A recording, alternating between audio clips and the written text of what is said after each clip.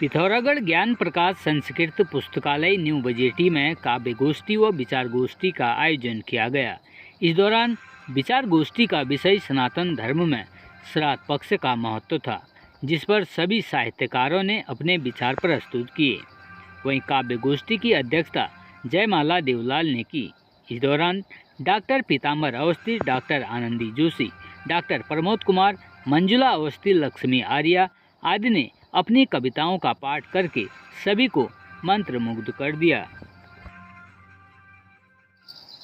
संत नारायण स्वामी राजकीय स्नातकोत्तर महाविद्यालय नारायणनगर डीडीहाट में राष्ट्रीय सेवा योजना और नमामि गंगे के तत्वाधान में स्वच्छता पखवाड़ा कार्यक्रम के तहत निबंध, भाषण, स्लोगन और पेंटिंग प्रतियोगिता का आयोजन किया गया। वहीं कार्यक्रम की अध्यक्षता प्राचार्य डॉक्टर सुधीर तिवारी के द्वारा की गई। इस दौरान स्वच्छता अभियान और पर्यावरण संरक्षण में छात्र छात्राओं ने प्रतिभाग किया। इस अवसर पर professor Premlata, doctor Narendra Singh Dhariyal, doctor Pramod Kothari सहित अनेकों लोग मौजूद रहे। हल्द्वानी से लालकुआ की ओर जा रहे एक बाइक सवार को अज्ञात वाहन ने जोरदार टक्कर मार दी, जिससे उसकी मौके पर ही दर्दनाक मौत हो गई। सूचना पर पहुंची मंडी चौकी पुलिस ने मृतक के शव को पोस्टमार्टम के लिए भेज दिया। जानकारी के अनुसार मोतिहारी बिहार के रहने वाले कमलेश सोनी निवासी गोरा पड़ाव गोला गेट अपनी बाइक से हल्द्वानी से अपने घर गोरा पड़ाव जा रहे थे। तभी हल्द्वानी पेट्रोल पंप के पास बाइक सवार को अज्ञात वाहन ने जोरदार टक्कर मारकर कुचल दिया।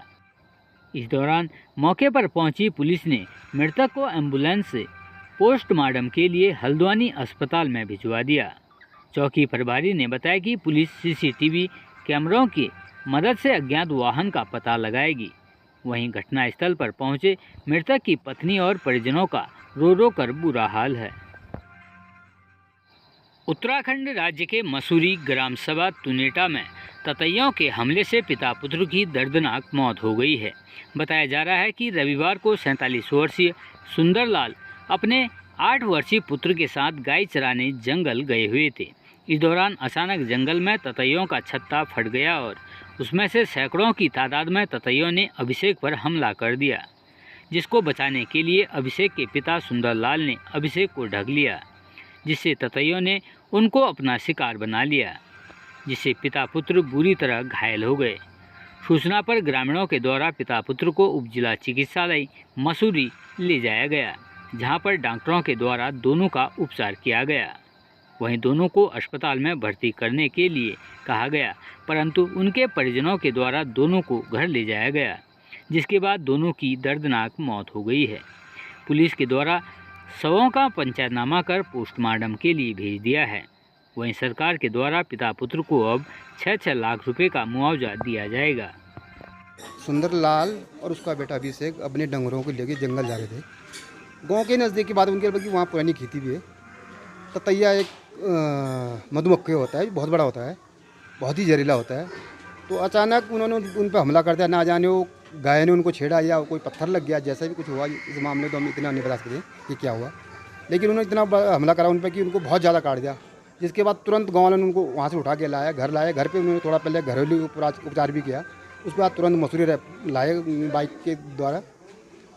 हॉस्पिटल में उपचार भी करा उनका, पर इतना ज़्यादा काट दिया था कि वो बेचारे बच ना पाए। और बहुत ही दुखद घटना है मेरे गांव की ये। उनका बेचारे का कोई और आय का साधन भी कुछ नहीं है। वही इनका घर का एक मुखिया था कमाने वाला। और बहुत गरीब है। मैं सरकार से मांग करता हूँ और खासकर वन विभाग से कि उनको उचित से मुआवजा दिया जाए कि ताकि उनका पालन पोषण हो सके। क्या उम्र सुंदरलाल की उम्र थी लगभग 47 साल और बेटा 8 साल का था।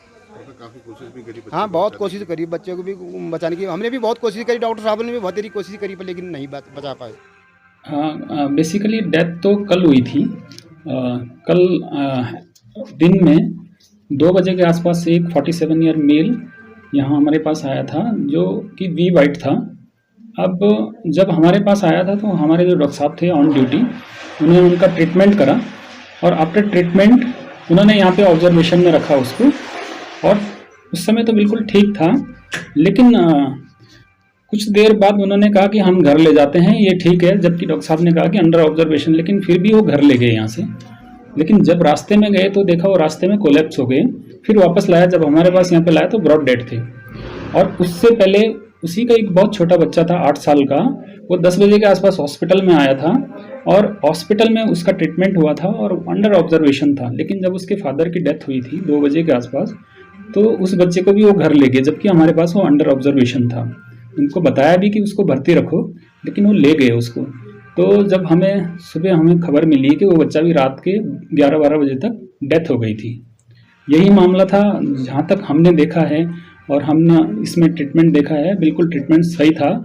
लेकिन यही था कि क्योंकि वी वाइट है और वो बड़े वाले जो होते हैं ततैया जिसको कहते हैं, वो बहुत डेंजरस होते हैं और बहुत ज़्यादा वाइट था, उस वजह से सेप्टिसेमिक शॉक की वजह से डेथ हो गई उनकी। उससे पहले तो सर्वप्रथम तो उसको हॉस्पिटलाइजेशन करना चाहिए, पेशेंट को अंडर ऑब्जर्वेशन रखना चाहिए।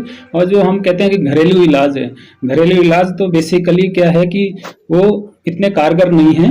और क्योंकि वी वाइट है और बड़े वाले जो होते हैं ततैया जो है, उसमें वो बहुत डेंजरस होते हैं, उसमें सीधा जो है पेशेंट को एनाफाइलेटिक शॉक हो जाता है इमीडिएटली, भले डेथ ना हो, लेकिन कुछ घंटों बाद वो जो है पूरे शरीर में वो फैल जाता है, जहर फैल जाता है, उस वजह से बाद में भी डेथ हो सकती है उसकी जो है। यही कारण है दोनों की डेथ का रहा है। बिल्कुल यही कारण रहा है दोनों की डेथ का जो है। उधम सिंह नगर जिले के खटीमा नेशनल हाईवे पर रविवार रात तेज रफ्तार कार की टक्कर से 2 युवकों की दर्दनाक मौत हो गई। सूचना पर पुलिस ने मौके पर पहुंचकर शवों को कब्जे में लेकर पोस्टमार्टम के लिए भेज दिया। प्राप्त जानकारी के अनुसार व्यापार मंडल के महामंत्री मन्नू चौहान का छोटा भाई सन्नी चौहान कुसुम विहार कॉलोनी नानकमत्ता किसी कार्य से अपने साथी सर्वेश कुमार निवरिया के साथ बाइक से जा रहे थे। इस दौरान खटीमा नेशनल हाईवे पर सितारगंज की ओर से आ रही तेज रफ्तार कार ने बाइक को जोरदार टक्कर मार दी, जिसमें बाइक सवार दोनों गंभीर रूप से घायल हो गए। वहीं दोनों घायलों को अस्पताल पहुंचाया गया, परंतु डॉक्टरों ने दोनों युवकों को मृत घोषित कर दिया।